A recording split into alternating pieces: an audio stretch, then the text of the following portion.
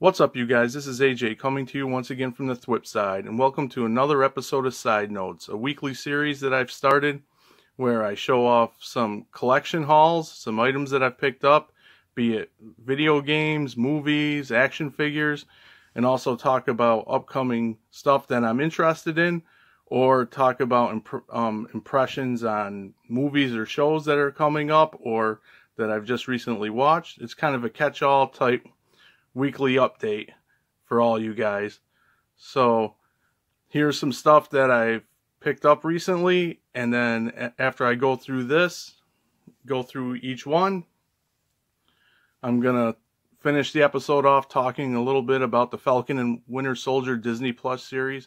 In the first episode of Side Notes, I had shown off some comics that I picked up at a recently opened local gift shop, and I returned back this week and I picked up a few items. Number one, I mean, not really fandom related or anything, but in the spirit of St. Patrick's Day, I picked up this fuzzy gnome guy just because I thought he was too funny, and I don't know, impulse buy. I thought he was really cool and funny, so I picked him up. And I also picked up this tin sign that depicts the cover of Amazing Fantasy 15. As a lot of you know, the first appearance of Spider-Man. I think I'm going to bring this to my office and hang it up at work. But yeah, it's really cool. I've always wanted to get into getting some tin signs. A friend of mine has quite a few different Batman covers, tin signs of Batman covers. And I saw this and I said, yeah, I'll pick that up, hang it in my office. And the last things that I picked up from my most recent trips to the gift shop were a few comics. As you may or may not know, I'm trying to collect Fantastic Four from this first series, number 350, all the way up to current. I think I said that in the first episode of Side Notes as well. So I picked up a couple more from him. Number 33, I think, from the third series. And then number 378 from the first series. So, two much needed issues for my collection. And I've most recently been getting back into Spawn, and I haven't read a Spawn comic since the 90s. I think I've always liked Spawn, but to say it again, the problem in my area with comic book stores not existing for most of my life, and then when they did exist, they are now gone, and other things I complain about, like Walmart's and my local stores not having stock. So I never really got to read much Spawn, never thought about getting into a online pull list or anything at the time for years and years. But we'll get into the pull list thing in a minute. But I decided I was going to go back and collect every issue of Spawn, and I was able to find issue number 12 at the gift shop. And then he was kind enough to give me this. I happened to find it. He hadn't had it bagged and boarded yet. And I know it's not the main run, but that was really nice of him. And it's really nice of him because he has more comics that he hasn't bagged and boarded wherever he stores his comics, and he is going to work on setting aside Spawn and Fantastic Four issues for me to make it easier when I come in. And I can't stress enough how important it is to support local shops like that. Now, the reason I brought up pull list earlier is because a year or so ago, I did finally wake up and say, hey, why don't I just get my comics from a pull list? And I did it for a while, and then I stopped doing it. I get like that with comics. I fall in and out for no real reason whatsoever. It's just the way life goes, I guess. But I just activated my pull list with Midtown Comics again, and I'm doing it on a bi-weekly basis. So this was the first few comics from my pull list that they were able to send me in that time frame. And I have Amazing Spider-Man 61. Says he has a new costume. I'm a few issues, or probably like 20 issues or more behind in this newest series of Amazing Spider-Man. so I'm not sure what that's about. And that's what happens to me. I get behind and I try to go back and get all the back issues to catch up. But in a way, this is pretty cool because I don't know the reason for this, but it seems like a good jumping on point for the story until I do catch up. So I got that one. And this series, I've been hearing some good things about, and it was interesting to me, so I decided to go ahead and add that, which is Strange Academy. This is number 9. I probably won't read it until I pick up issues 1 through 8, just because it's so fresh in the series. That way I know what's going on with all the characters and everything. But everything I've read about it, and I'm not just talking about other reviews, just little things here and there and what people are saying, it seems like a different and fun story, so I wanted to pick it up and give it a try. And then I picked up, on the pull list, I started getting Star Wars.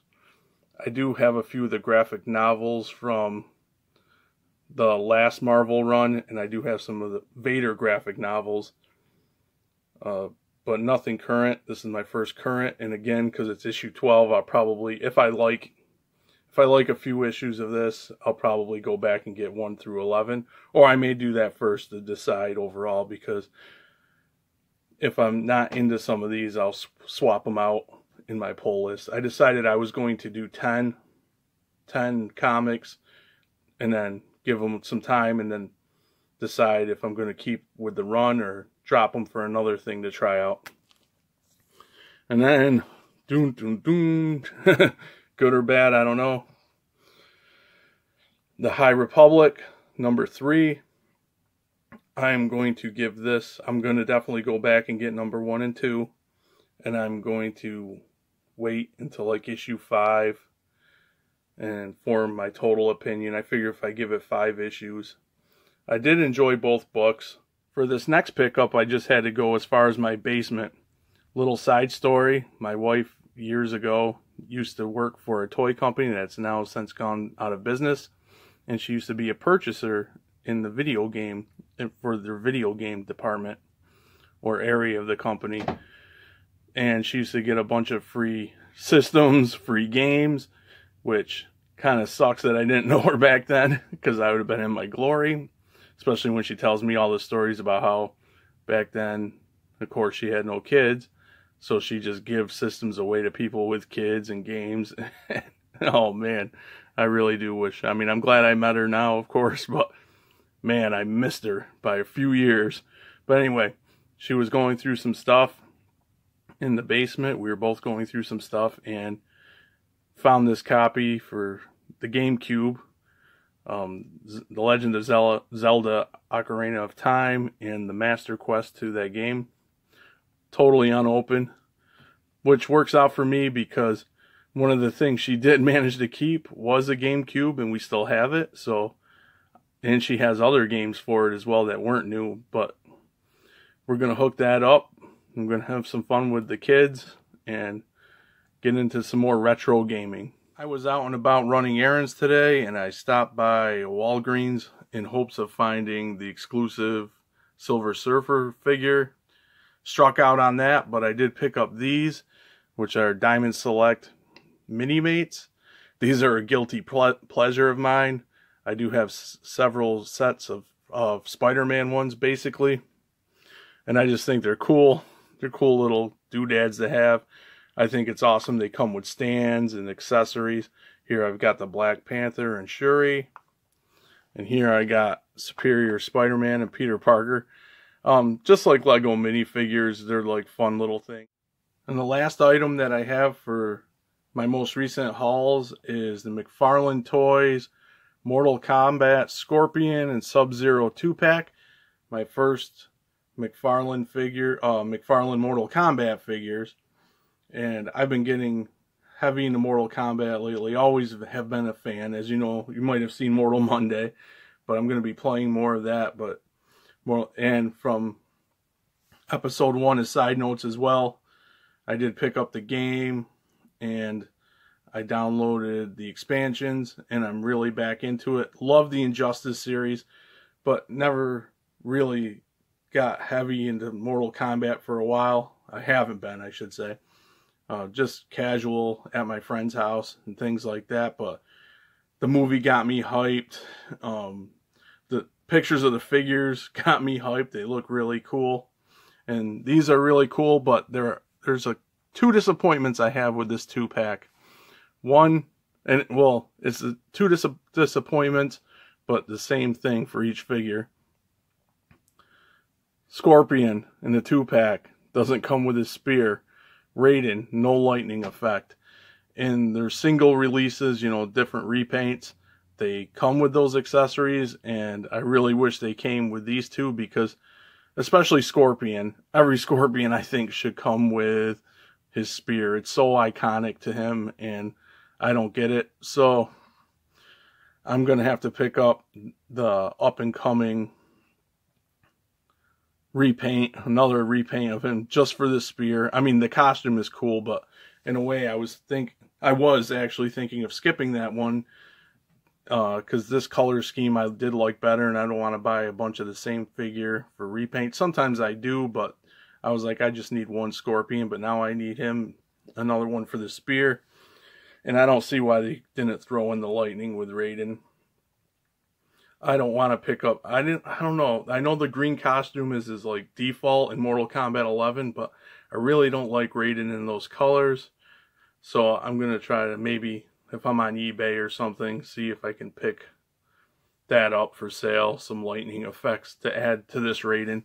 But yeah, that was a little disappointing. As for the figures themselves, I really love them, just like most of the McFarlanes I pick up in the DC Multiverse line. Awesome sculpts, the detail's incredible, the paint's incredible on them, really nice paint. I mean, they're just great action figures, especially for 20 bucks. We still get the problem with the ab crunch that we usually get with McFarlane. Most of their figures don't have much of an ab crunch, but it's kind of hard to complain about it with the amount of detail. And I mean, you would totally ruin this whole area of sculpt on Scorpion. Did I say Sub-Zero before? I can't remember. Everybody knows I'm talking about Scorpion. But anyway, you would ruin it. So it's a trade-off. Do you want a nice looking figure? And I understand you don't want a statue, but what you get for crunch, I think, is okay and forgivable for a figure this nice. And the articulation is nice in most every other area on these. I mean, you still get the hip swivel that they could give us more hip swivel, a little more, but the articulation that we do get and the sculpt and what you get for 20 bucks, the sculpts and the paint on this is, I can forgive it. I usually give McFarlane a pass on them, on that. That might be the wrong thing, but I look at figures as an overall presentation. So for my personal collection, I'm willing to trade not being able to crunch as much for the rest of that, what you do get. And these figures aren't meant to be posed like Spider-Man. Now, if a Spider-Man figure couldn't crunch, then yeah, that's a whole different ball game. But yeah, really cool figures. Looking forward to getting more in the line. I actually want to go back and get the Baraka and Katana. I would love for them, and I did a video for Mortal Monday, and one of the things I want for Most Wanted figures is a re-release. If they're going to keep re-releasing repaints of Scorpion and Sub-Zero, I would like a 2-pack, probably be the best chance we got to get them again, but the original paint, or the original colors. But yeah, I would love that, because some of the Sub-Zero repaints, I don't know. I've got, I mean, of the two, ones coming out or is just starting to come out, and the bloody version, which doesn't look too bloody, so that's kind of cool. I'm on the fence about which one I'd rather have, and I'm still trying to make a decision. But yeah, so that's my pickups, most recent pickups. So on to talking about Falcon and Winter Soldier.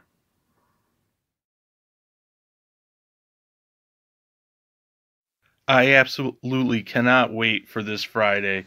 Of all the Marvel Studios TV shows that have been announced, so far I've been the most hyped for the Falcon and the Winter Soldier.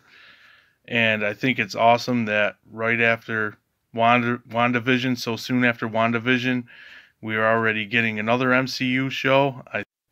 And while I am hyped for this show, super hyped, I have purposely stayed away from rumors and things of that nature and speculations because I think it did hurt my feelings of WandaVision. The hype, the rumors that it created that were out there, I think ended up the ones because they weren't fulfilled actually, I think, hurt my experience of that series. I mean, I did say in last week's side notes that it's kind of hard for any show, it's almost impossible, or movie to live up to fan hype most of the time, but the rumors and speculations didn't help, and it actually made the show feel a little bit like a letdown in the series finale. So I purposely stayed away from all that just so I could just go in fresh with the Winter Soldier and Falcon, or the Falcon and Winter Soldier, fresh and no expectations except for a really great show. My excitement comes from the dynamic that the Falcon and the Winter Soldier have in the MCU movies. I think they just had a great dynamic in their screen time together. The actors themselves have great chemistry, and I just look forward to seeing more of that. What I'm expecting from the show, as many are, is like a buddy cop show, and I think it's just going to be action-packed, really entertaining, and I'm excited to see the characters playing off each other again and to see where it goes. The one thing I will be looking for is if the Falcon stays Captain America, because I know in the comics, I didn't read those comics, but I know both the Falcon and the Winter Soldier have both been Captain America. It'd be interesting to see if the mantle switches, but either way, I expect a great show and to be highly entertained, and that's all we could really ask for. But yeah, I'm really hyped about this, and I will do a reaction on next week's side note, spoiler free, and then I'm thinking about a few days later during the whole series, after I give my reaction each week, of doing a little more in-depth with some spoilers. But yeah, super excited for this show, and I'm not going to get overhyped because I don't want to be let down. Like I said, no show can live up to the super hype, I don't think, or very hard to, but I am super excited, and I cannot wait till Friday. So that will do it for this week's episode of Side Notes. Thanks for taking 20 minutes of your time to check it out. Feel free to drop me a comment to talk about anything that I covered this week or anything that you've picked up for your collection. And don't forget to thwip that notification bell. And I will see you all again on the thwip side.